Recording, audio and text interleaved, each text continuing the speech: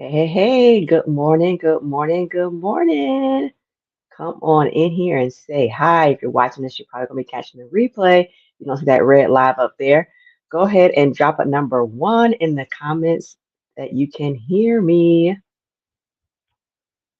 Make sure that everybody's catching me in here this morning and can hear me on Facebook and YouTube and all the things. And I'm going to get my share on and give you a moment to do the same too when we get started on this Tuesday tea and taking efficient action. So, good morning.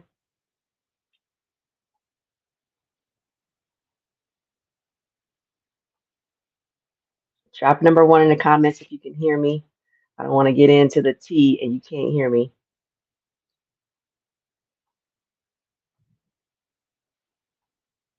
Good morning, Bobby.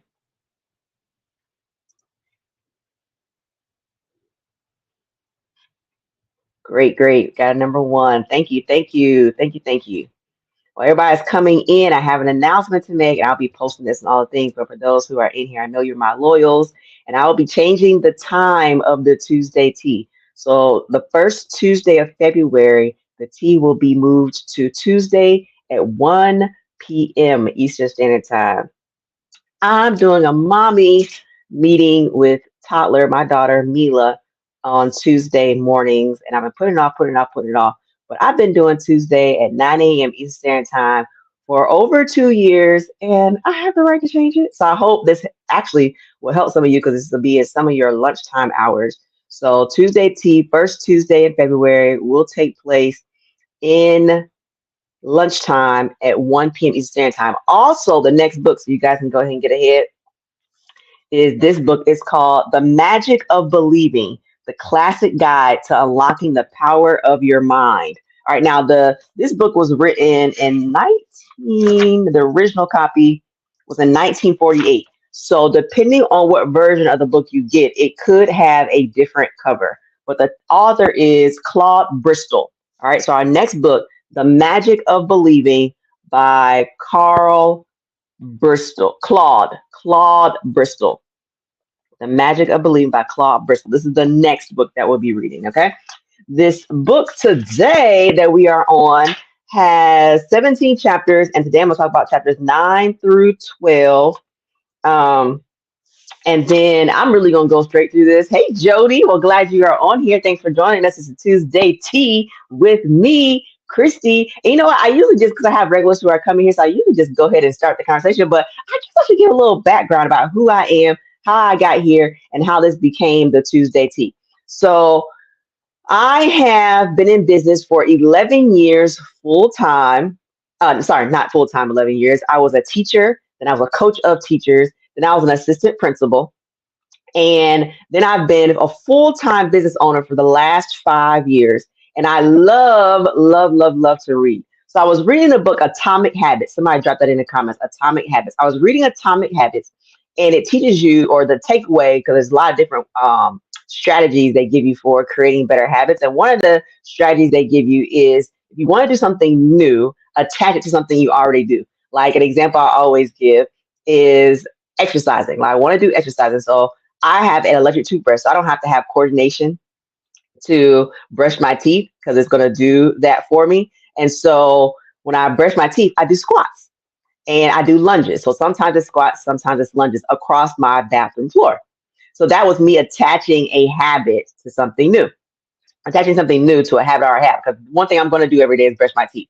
Now, I brush in the morning, I brush at night. I don't do the exercise at night because I don't want my heartbeat picking up before I go to bed. But I do during the morning time. So the habit that I was doing was coming in here on Tuesday teas and talking about different subject matter specifically for being a better person and being a better business owner. And so my business has consultants in all 50 states, including Puerto Rico and Guam. Now, one thing I've learned by being an assistant principal at an elementary school with a school building full of women, and by being in business with consultants that are like 95% women, is that the success comes when you first work from yourself, work on being a better you, and that rolls over into being a better business owner. So my habit was, I'm going to be here on Tuesday sharing things. I may as well talk about books. That means I have to make sure I read the books, understand, so comprehend the books to be able to share them here with you. So that is how we got started with the Tuesday Tea with me. And I have been here for over 2 years doing that. Now, today, I'm going to talk to you. And normally I have like bullet points, but I took so many notes. Let me turn, this is chapter 9, but I have underlined, took notes in the columns. And the book that we're doing is The Science of Getting Rich. All right. The science. One thing I like about science is that it's a formula. All right. There's no guessing. There's no trying to figure it out. There is hypothesis into it. So a smart guess. All right. So you can make smart guesses in life when you're applying this formula and then adjust accordingly. But what this book is about. Now, my book has 3 books in one. So it has the same author that wrote Getting the Science of Getting Rich, The Science of Being Well, and The Science of Being Great. The only thing I'm going to share with you guys here is The Science of Getting Rich. I'll read the others myself. But I'm just going to walk through this. These chapters are called, that I'm going to go through today. Chapter 9 is how to use the will, like your personal will, W-I-L-L. Chapter 10 is the further use of the will, your will. And then chapter 11 is acting in a certain way. That's really where the T is going to roll out here today.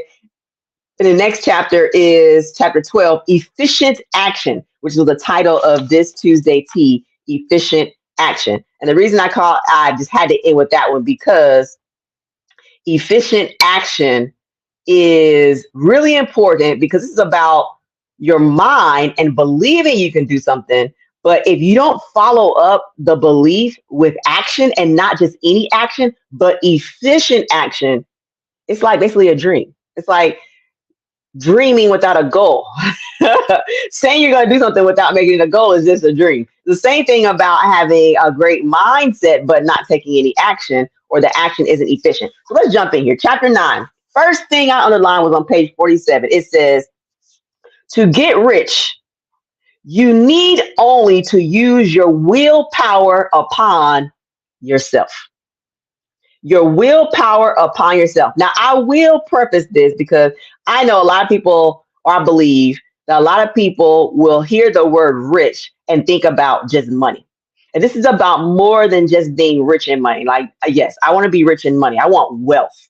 And that's not for me, but for my generations to come. My children's children is why I want wealth.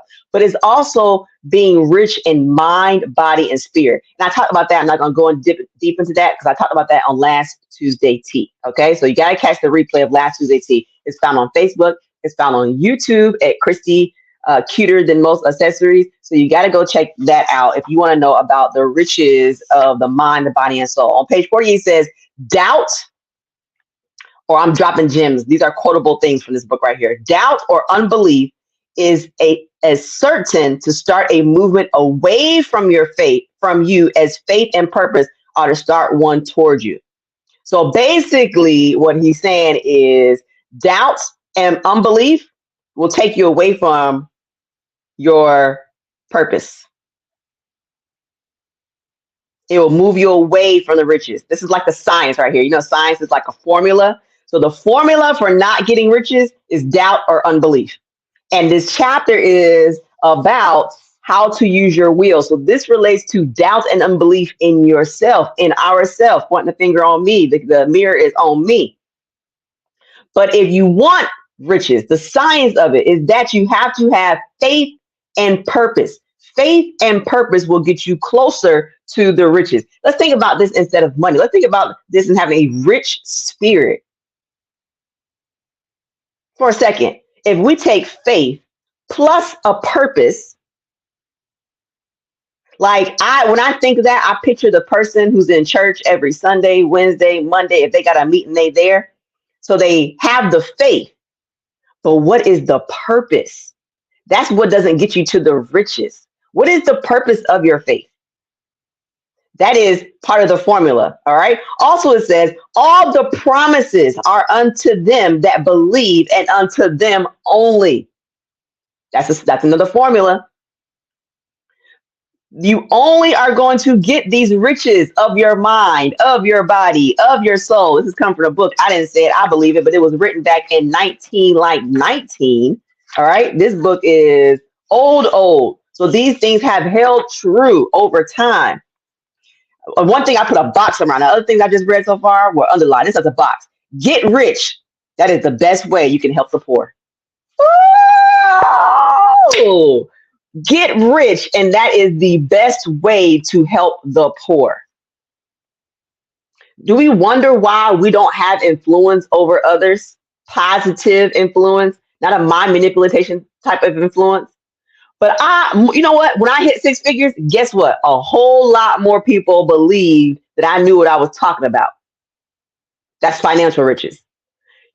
If we're talking about soul, mind, body, and soul, we want to be able to influence people to live a better life, but we first have to get rich in a better life, in our soul.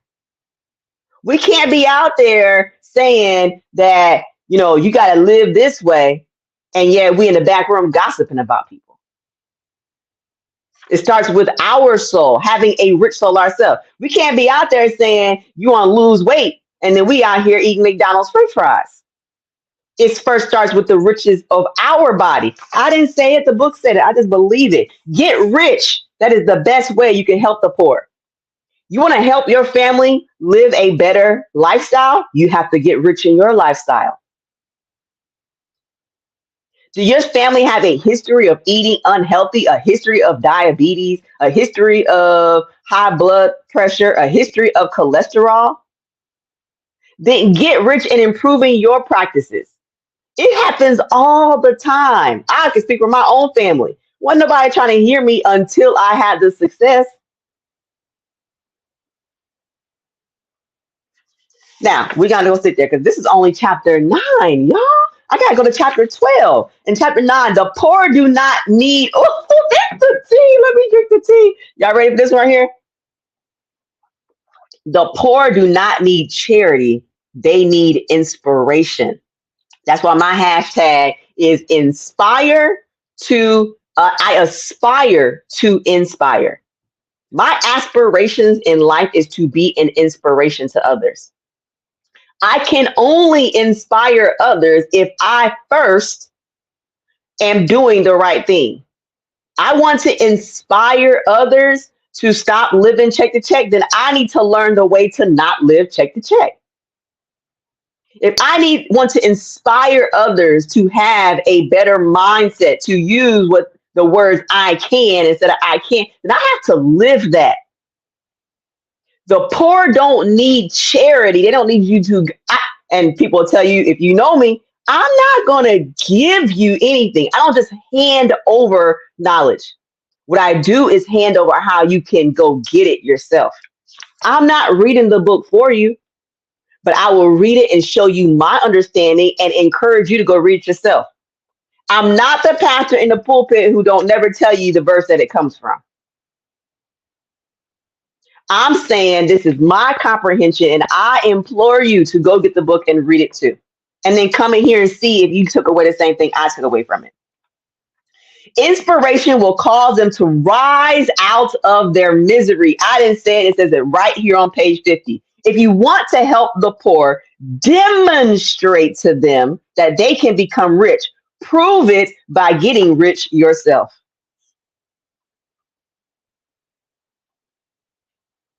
Prove it by getting rich yourself, not just in money, but in mind, in body, or in soul. That's right, Carly. The poor don't need charity. They need to be inspired. I can't help other leaders by staying in the position I'm in now. I had to leave, do well, and now they'll listen. When I left my position as an assistant principal, it's funny because I run into people now, and I was talking to a husband who works in the school system, and his wife works in the school system, and he said, I remember telling her, she crazy. Why she gonna leave that good job? And then he said, but I realized, like, you have this person on your team, and you have this person on your team, and you have this person on your team. You got to be doing good. That was a really good decision. I could have told people until they were blue in the face that my decision to leave my career that I had gotten a bachelor's degree in and a master's degree in and multiple certifications in, that it was the best thing to do. But they weren't hearing me until I first got the riches. And not just for a little time. I've been a full-time successful business owner for 5 years, before the pandemic, during the pandemic, and after the pandemic. And so now literally any venture that I want to go in, people are going to be like, not, I literally have talked to people in the last couple of weeks and they was like, listen, I wouldn't do this with nobody else, but I know you do your research before you do things. I have shown myself to, I have inspired by my actions. We must inspire by our actions. It's not my opinion. I've lived it, and it's proof that back in the 1930s, this is what they were taught as well. All right, let's keep it moving. That's chapter 9, and I got to get out of here. I can't be here with y'all all today. All right, chapter 10 says, further use of the will. Think of riches. This is what he says on page 53. Think of riches the world is coming into instead of the poverty is growing out of. And bear in mind that the only way in which you can assist the world in growing rich is by growing rich yourself through the creative method, not the competitive one. Now, I'm not going to stick there for a minute, but we are going to be creative and not competitive. Competitive is fighting over what is already created. Creative is taking what's already created and making it better or improving it or making it your own. I saw people who were winning in this business and I got creative and made it my own. It is not about competing for what is there, but it's about being creative. Think about anybody you know who is successful. Oprah created networks, created TV shows, not competed for what already existed. Now, yes, she might end up competing for a time slot, but she's competing for a time slot for a show that she created herself. The talk show. So many people have come after her and have never hit her level of success because they were competing with what she created, but she created a format of her own. If you are stuck in a place in your life, whether it is in getting riches of the money, of the mind, or the body, or the soul, then ask yourself, how are you? Are you competing for what is already in the marketplace, or are you being creative? That is the difference. Now, he talked about that, and I also talked about it on my last Tuesday Tea. Catch the replay. Right now, we're going to move to the next one. Whenever you speak of those who are poor, think and speak of them as those who are becoming rich. He says, now, these are the 3 points I love right here. These are the 3 points I love right here. On page 54, why do people stay poor? Here's 3 things right here. Y'all got some notes. You write down notes, plug it into your head. 3 reasons why people stay poor. And then think to yourself, man, reflect. Is this me? This why I'm still here? Here's why he says. Number 1, some people remain in poverty because they are ignorant of the fact that there is wealth for them.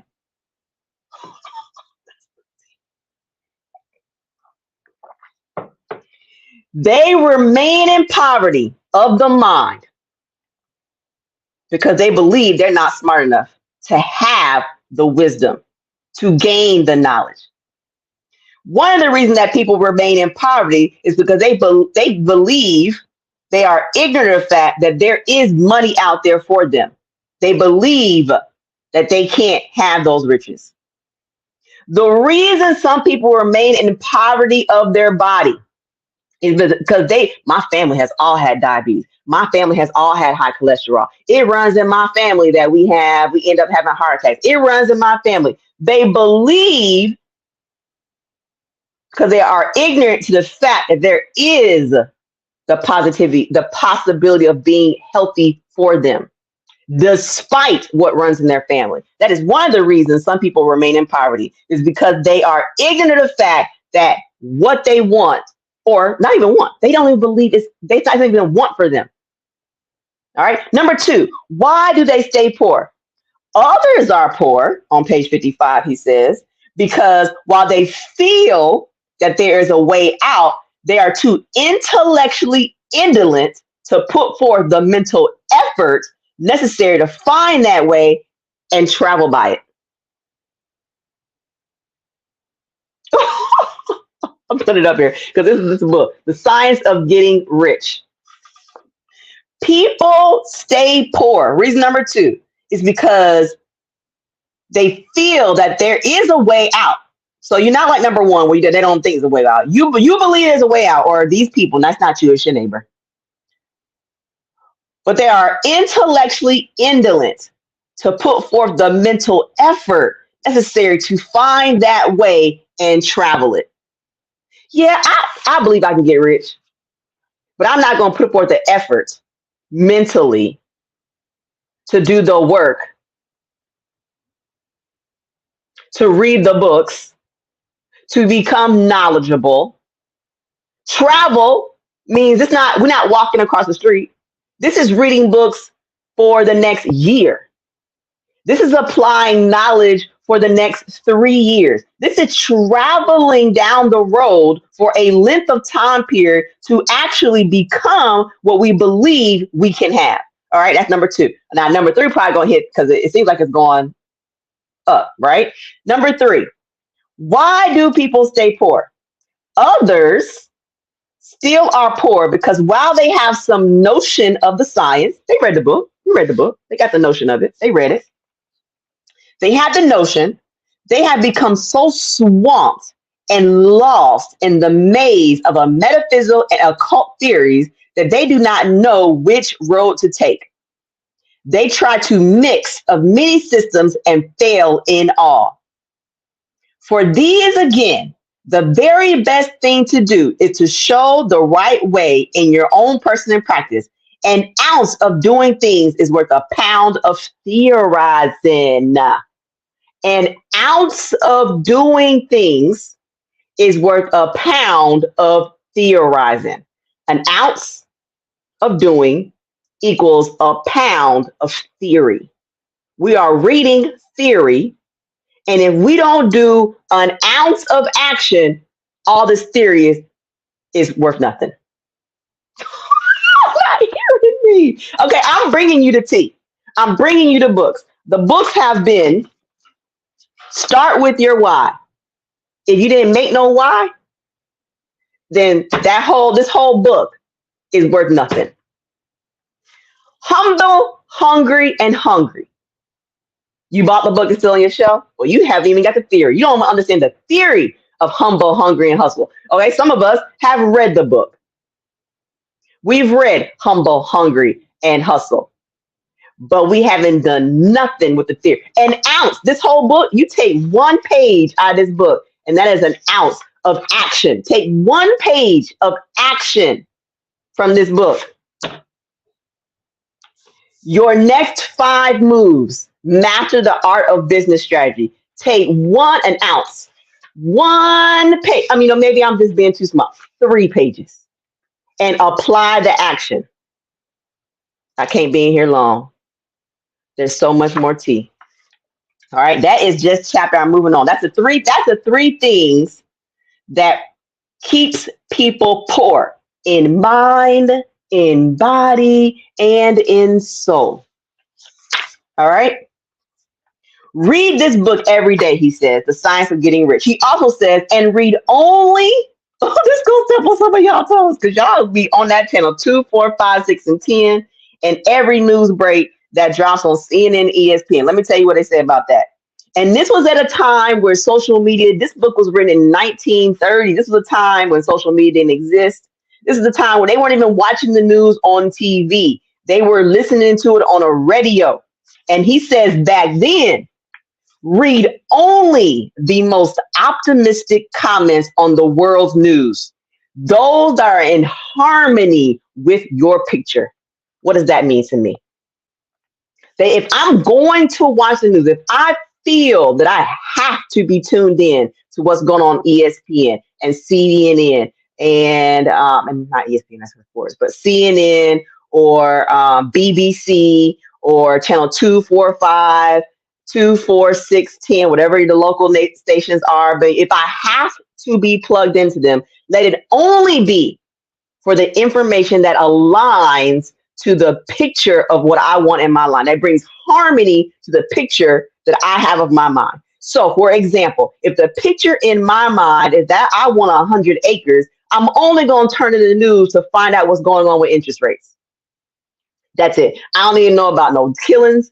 I don't even know about I don't even know about the election, because it don't matter who get in office. I'm coming for my 100 acres.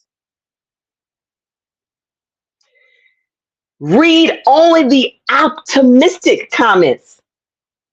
If someone's posting on social media and they're giving negativity, don't read it. If what they are showing does not align with the harmony picture you have of your life, then don't respond to it. This is the science of getting rich. If you understand science, science is a formula. It is calculated numbers. It is a balance of the scales. It is a measurement of temperature. This book is giving you 1 + 1 + 1 + 1 equals, keep adding it, it's going to equal $1 million in your bank.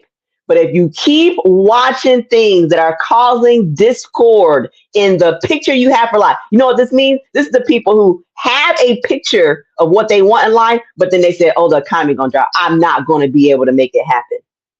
That is causing a discord. That is not harmonious to the vision you have for yourself while you keep listening to it. Because on the other end, the people who do end up getting rich aren't listening and paying attention to what the economy, they say the economy is, because no matter what the economy is, they will win. Oh, the world is going to hell in a handbasket. Why do I keep trying to work on my mindset? When I keep trying to work on my soul, it doesn't matter. At this point, we're all going to hell. Well, stop listening to things that are saying that, because there are people who are not listening to that. And they know that the glories and the riches and all the things of the earth is prepared and waiting for them in the heavens, because they're going to live right and do right by their soul, no matter what hell is burning here on earth. And the gates are waiting for them, because they're not listening to things here in the natural that makes them believe anything otherwise. Girl, let me keep it moving, because I can't sit here. He says at the end of this chapter 10, because I'm supposed to get to chapter 11 and I gotta get out of here. At the end of chapter 10, it says, he must form a clear mental picture of the things he wants and hold this picture in his thoughts with a fixed purpose to get what he wants, and the unwavering faith that he does get what he wants, closing his mind against all that may tend to shake his purpose, dim his vision, or quench his faith. Your mental picture should be so clear that it does not matter. Your purpose is so fixed that what is going on around you doesn't mean, people are going to think you crazy. I don't know how she's still happy and all this going on. I don't know how she thinks she's going to make $1 million and this is going on. I don't know how she thinks that she's going to do this with the interest rate. You should be so fixed that people should be saying that. If ain't nobody saying that about you, then you ain't fixed enough. All right, chapter 11. Acting in a certain way. The tea just keep coming. He talks about it again. The scientific use of thought consists in forming a clear and distinct mental image of what you want. Retain your vision, stick to your purpose, maintain your faith and gratitude.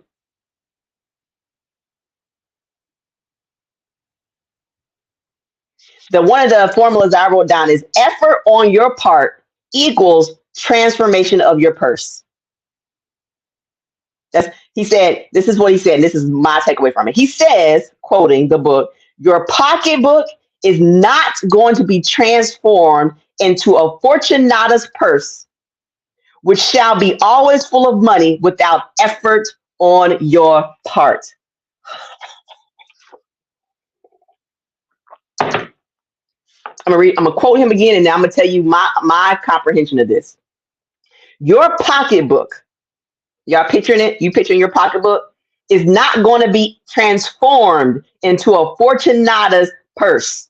So the little pocketbook you got is not about to go to a Chanel, which is $4,000 purse, not with a wallet in there that has a Chanel wallet, which is a $2,000 wallet, which the purse you carry on your shoulder is not going to be worth $6,000, full of money, without effort on your part.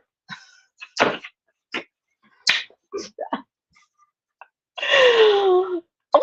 You mean I can't get the $6,000 wallet and purse without effort on my part? I'm gonna keep reading because that's it. But the next chapter, he talks about not just any kind of effort; it needs to be efficient effort. So now, listen, I marked up. Can y'all see that? Marked up these 2 pages. Marked it up. It says on page 60, the science of getting rich, right here, where thought and personal action must be combined. This is where a lot of us don't make. This is what I've seen in my time of coaching in the school system and in business, where a lot of people get caught up because we are going for the action. We're doing the things. Like I'm doing all the things. I'm posting all the things on my Facebook page. I am sending out all the emails. I am having all the conversations. But it has to be combined with your thoughts. If you send the email believing nobody's going to open it up, guess what? Nobody opens it up because you wrote it in a way with already believing nobody's going to open it. So I'm just going to throw it in here because they ain't going to open it anyway. But that's why they don't open it. But if your thoughts say, I'm about to send this email and 10% of people are going to open it up, and out of that 10% of the people, 2% are going to buy my product, are going to book my services, then you go into creating it with that in mind. Like, would I open this? No, let me change that, because the kind of person that I want to work with would need for me to say this in this email. So I'm writing it with the thoughts and the movements and the vision that I'm visioning my perfect customer sitting at home and open this email and say to myself, that's exactly what I needed to hear. Let me book her. Let me buy this. Let me support this. Action means nothing. It's the formula. This is a science of getting rich. So the formula, like length times width equals height. Lift times width times height. Lift times width times height equals whatever. E equals MC squared. E is not going to equal MC. You left out the squared. Length times area. It's area, right? Length times area equals length times width times height.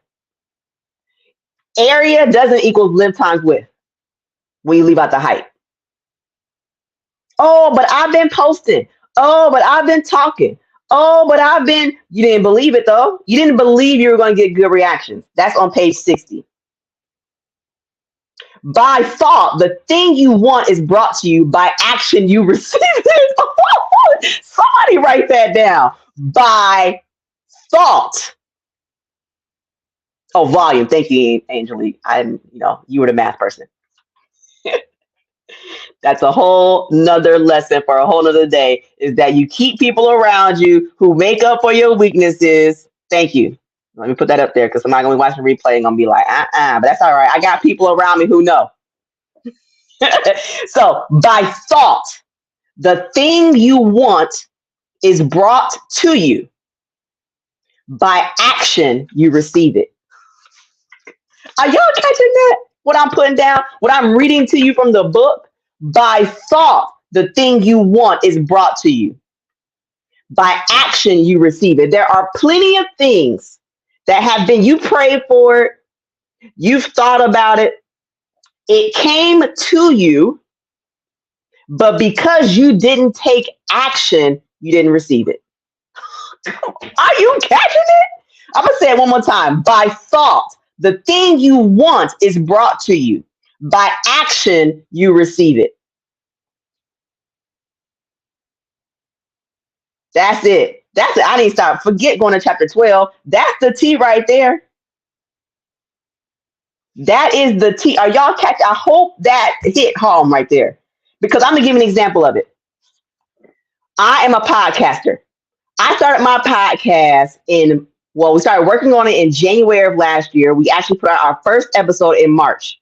Prior to January, I had never watched a podcast show. Never.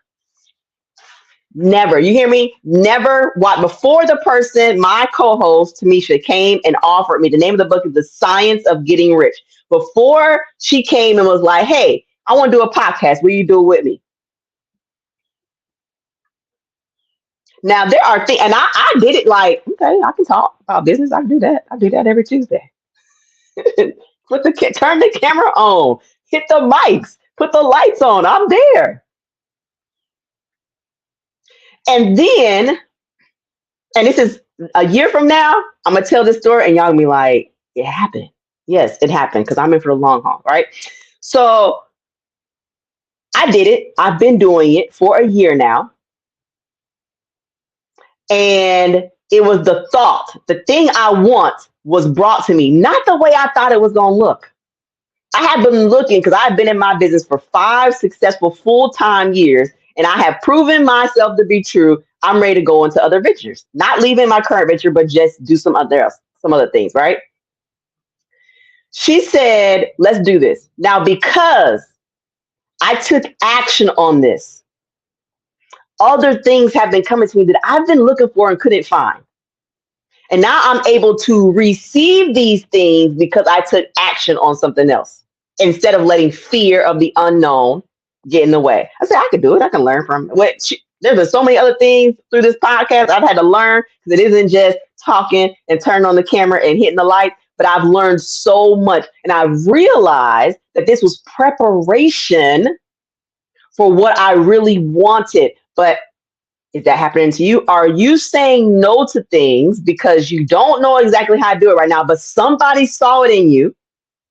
And it's not necessarily, that may not be your end thing, but those are the things you need to learn to get to your end things. I'm not going to sit right there. Let me keep it moving. Just throwing it out there. Put your whole mind into present action. Why do you put your whole mind into present action? If you act in the present with your mind on the future, your present action will be with a divided mind and will not be effective.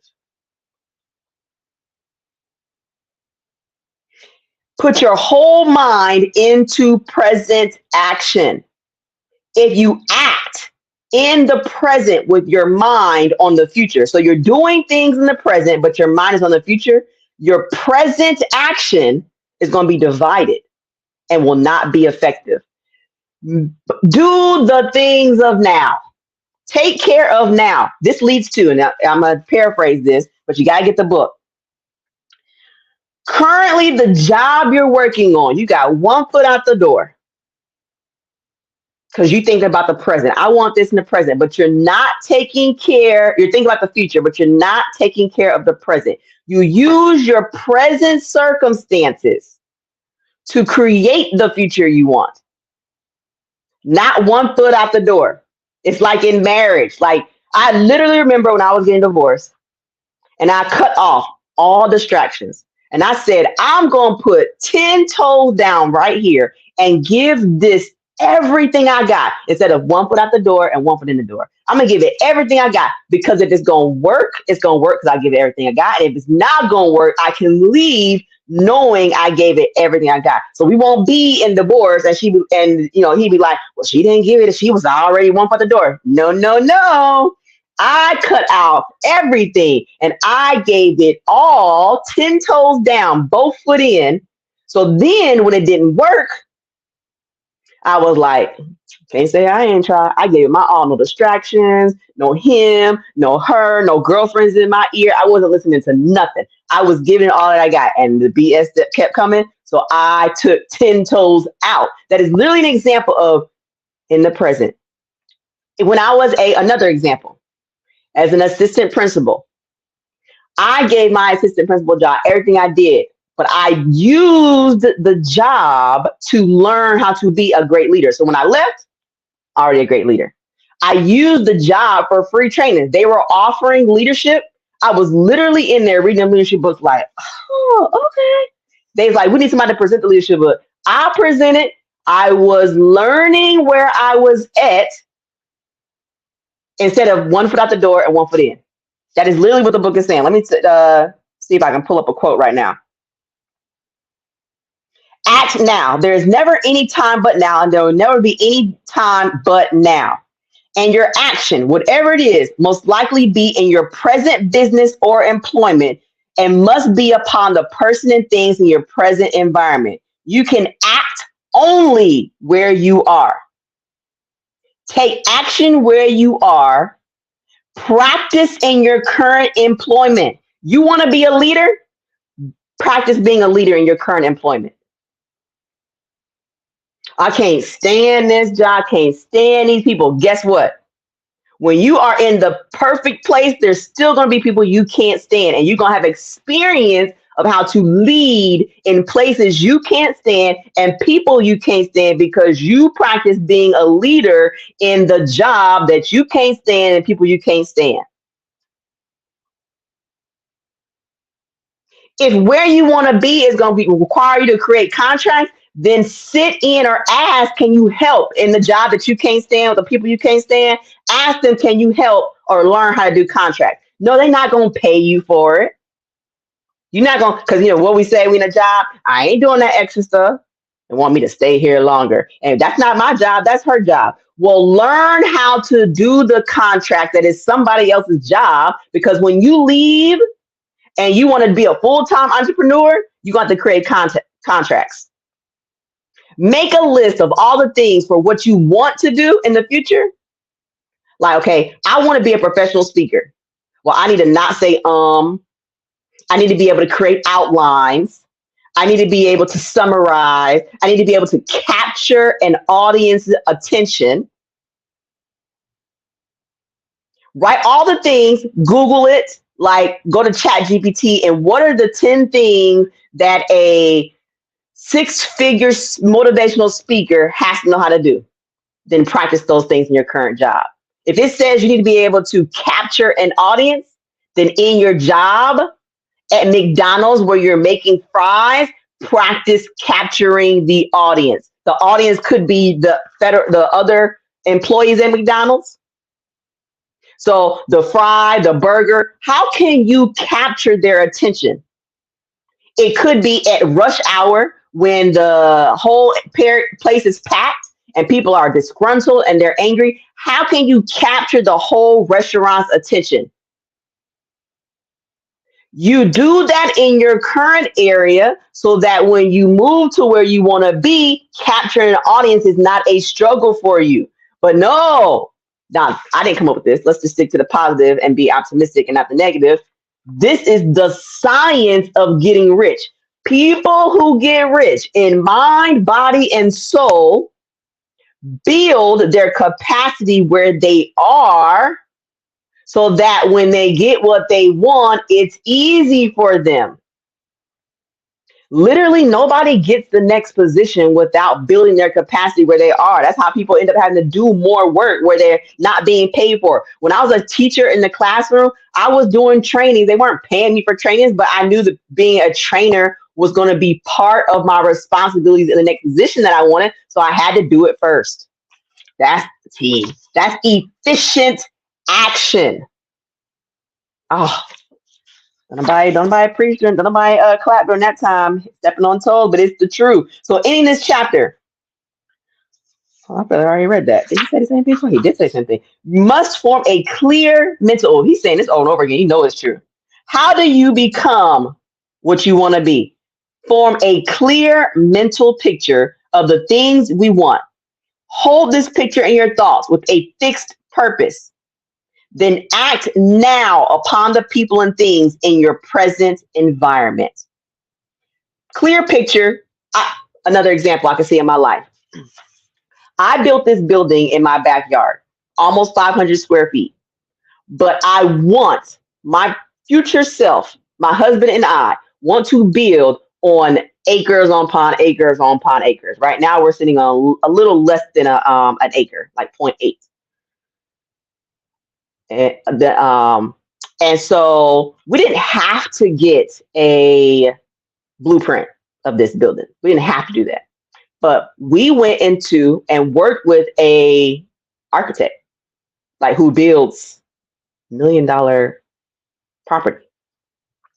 Paid him to do our blueprint of this, to map it out, all that kind of stuff.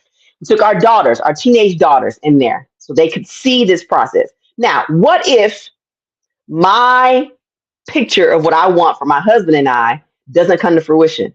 But it comes to fruition with our daughters because they sat in the room and saw the process at high school, how it is to work with the architect who drew out the blueprint. I think that's the position of somebody who draws a blueprint, or whatever the position is, the person that draws a blueprint, to submit the plans to the city, or realize that we're not in the city limits, so we had to submit the plans to whoever does the county. That is the same process we're going to have to do when we're not doing 500 square feet, but when we're doing 5,000 or 10,000 square feet.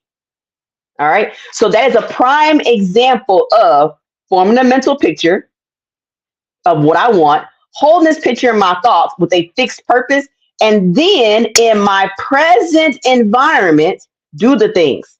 If I didn't have that picture of what we want in the future, then I would have been like, or my husband and I would have said, we're not going to pay no extra 500 to get no blueprint done. That's not necessary. But we weren't thinking of now. We were preparing so that later on, when we're in rooms, people who do 10,000 square feet, we're going to be able to talk to the architect of 10,000 square foot, and they're going to listen to us because we'll be able to speak the language, because we're not going to sit in that room act like we've never been there before. We've been at the table with the architects before. He showed us, and because it was 500 square feet, he was willing to show us, like, well, this is why we're doing this. This is why this needs to be here. This is why. So when we go to and we're doing 10 times 500 square feet, or 20 times, or 100 times, then we can sit there and ask questions like, well, is that going to work? Because from my understanding, this needs to be done. This needs to be done. Instead of sitting there like an amateur and they take and run over us. You only operate like that in your current situation if your picture of what you want in the future is already there. Many times we don't have a picture of what we're not steadfast on sticking to our picture. So when we're in rooms, we don't know the right questions to ask for our future, because we just stuck on surviving right now. All right, the science of getting rich, the formula. I hope you're catching what I'm saying. It's the formula. And I didn't even get to chapter 12, and I got to get out of here. Chapter 12 is fire. So of all the things I've said today about action and about moving forward, like taking action where you are now for the future that you want. Like if where you are now is currently selling 100 pieces of your product a month, and your goal is 1,000, then put things in place now for the 1,000. So when the 1,000 comes, you're ready for it. Put systems in place. Now, my business runs on autopilot. I was intentional about putting things in place now because I know what I want to do. And I can't do what I want to do if I'm still struggling trying to maintain this over here. I can't move this to 1 p.m. and be scared that people are not going to come if I haven't put in the work in the front end. All right. It is really not the number of things you do. This is from chapter 12. I'm just going to read a couple of things from this. It's really not the number of things you do, but the efficiency of each separate action that counts. Take this with you to next week. Excuse me. The actions you take, are they efficient? You are not to overwork to be rich in mind, body, or spirit, nor to rush blindly into your business in the effort to do the greatest possible number of things in the shortest possible time. Mental power plus mental action equals success. Mental power plus mental action equals success. That's the tea. I got holes more I want to show. But we'll be back here next week at the same time, 9 a.m. Eastern Standard Time, with chapters 13, 4. I think I might end it all next week. Yep. 13, 14, 15, 16, 7. We're going to knock out this book next week because that'll be the last week in February. In January. First week in February, we're doing the magic of believing, and new time. It'll be 1 p.m. Eastern Standard Time on Tuesday. Love y'all. Be blessed. And as always, thank you so much for allowing me to teach you on the Tuesday Tea with me. Bye.